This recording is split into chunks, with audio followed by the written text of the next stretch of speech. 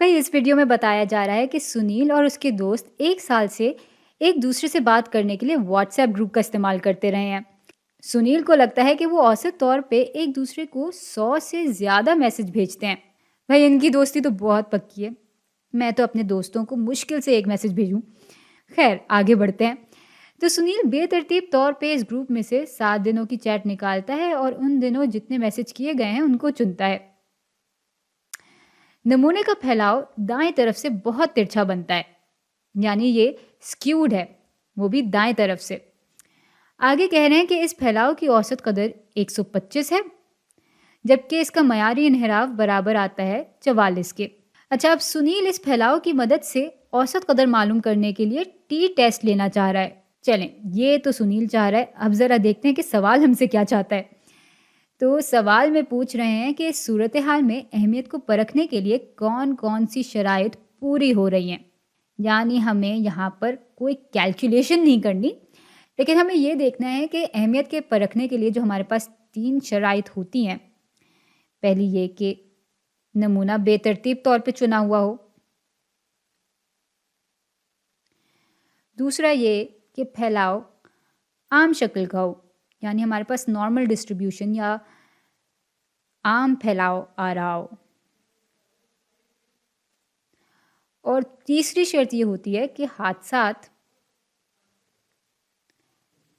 गैर मुनस्सिर हों, यानी इंडिपेंडेंट हों।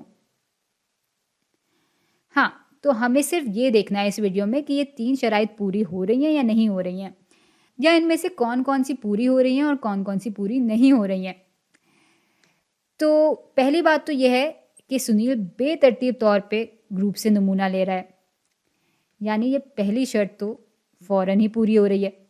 अच्छा, अब आते हैं अपनी दूसरी शर्त पर और देखते हैं कि इस सूरत हाल में हमें आम फैलाव मिल रहा होगा या नहीं। अच्छा, इस शर्त को परखने के लिए या जांचने के लिए हमारे पास 3 तरीके होते हैं। पहला तरीका यह है कि हम ये देख लें कि आबादी का जो फैलाव है वो आम शक्ल का है या नहीं। अगर ये आम शक्ल का होगा तो हम ये फ़र्ज़ कर लेंगे कि हमारे नमूने का फैलाव भी आम शक्ल का होगा। लेकिन चूंकि आबादी के फैलाव के बारे में हमें कुछ नहीं बताया गया, इसलिए हम ये वाला तरीका तो नहीं अपना सकते। अच्छा, इसको जांचने का दूसरा तरीका ये होता है कि हम अपने नमूने के साइज़ को देख लें। अगर नमूने का साइज़ 30 के बराबर है या 30 से ज़्यादा है, तो फिर हम ये मान लेते हैं कि हमें एक आम फैलाव ही मिल रहा होगा। लेकिन यहाँ पर हमारे नमूने का साइज़ 7 के बराबर है, तो ये शर्त भी पूरी नहीं हो रही है। अब हमारे पास रह गया एक आखिरी तरीका, तो वो ये है कि हमारा जो फैलाव है वो हम आहंग हो, यानी सिमेट्रिकल हो। तो भाई इस तरीके को हम बिल्कुल इस्तेमाल कर सकते हैं, क्योंकि सवाल में हमें बताया गया है कि नमूने का फैलाव दाएं तरफ से बहुत तिरछा बनता है, यानी ये बहुत स्क्यूड है, और इसलिए ये फैलाव आम शक्ल का नहीं हो सकता, क्योंकि यह हम आहंग नहीं होगा, ये एक तरफ से तिरछा हुआ बन रहा है। तो भाई हम इस तरीके की मदद से इस नतीजे पे पहुंचे हैं कि आम फैलाव वाली शर्त तो पूरी नहीं हो रही है। अच्छा, अब ये देखने के लिए कि हादसात गैर मुनस्सिर हैं कि नहीं, हम शुरू से सुनील का रद्द अमल देख लेंगे। तो भाई ये है आबादी इनके मैसेजेस की। 7 दिनों की चैट निकालता है और वो उसको बेतरतीब तौर पे चुन रहा होता है, इसलिए नमूने का साइज़ 7 के बराबर आ जाएगा। अब इस नमूने की मदद से जो वो नमूने का फैलाव बनाता है उसका स्टैंडर्ड डिविएशन यानी मयारी इन्हिराफ बराबर आता है 44 के। बल्कि चूंकि ये एक सैम्पल स्टैंडर्ड डिविएशन है, यानी नमूने का मयारी इन्हिराफ है, तो इसको मैं इस निशान से दिखाऊंगी। साथ ही हमें बताया गया है कि इस फैलाव की औसत कदर 125 है, तो नमूने की जो औसत कदर है उसको हम इस निशान से दिखाते हैं और ये बराबर है 125 के। चलें, ये पूरा रद्द अमल तो हमने देख लिया। अब ज़रा आते हैं कि इस तीसरी शर्त को हम कितने तरीक़ों से जांच सकते हैं। तो भाई इसको हम 2 तरीक़ों से जांच सकते हैं। एक तो ये है कि हमें एतमाद हो कि जितने भी हम सैम्पल स्टैटिस्टिक्स ले रहे हैं, यानी इस नमूने के अदाद शुमार मालूम कर रहे हैं, वो हम हर नमूने को बार बार नमूने की आबादी में वापस डालकर मालूम कर रहे हैं। यानी हमें इस बात पे एतमाद हो कि हमारे पूरे अमल में रिप्लेसमेंट हो रही है। तो इसको ज़रा मैं लिख भी लूँ कि नमूने को वापस डालकर, बल्कि ये लिख देती हूँ कि नमूने को वापस डाला जाए।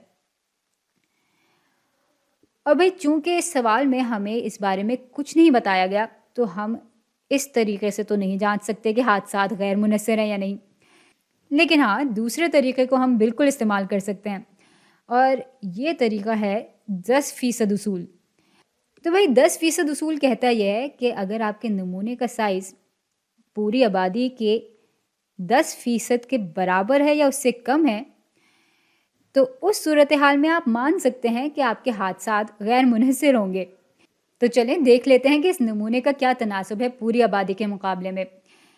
तो यहाँ पर नमूना 7 दिन का लिया गया है, और हमें बताया गया है कि सुनील और उसके दोस्त 1 साल से एक दूसरे से इस व्हाट्सएप ग्रुप पे बात कर रहे हैं। तो जो कुल आबादी है वो 1 साल है, यानी 365 दिन है। तो भाई इसकी अगर हम परसेंटेज मालूम कर लें तो हमारे पास 1.9% आता है।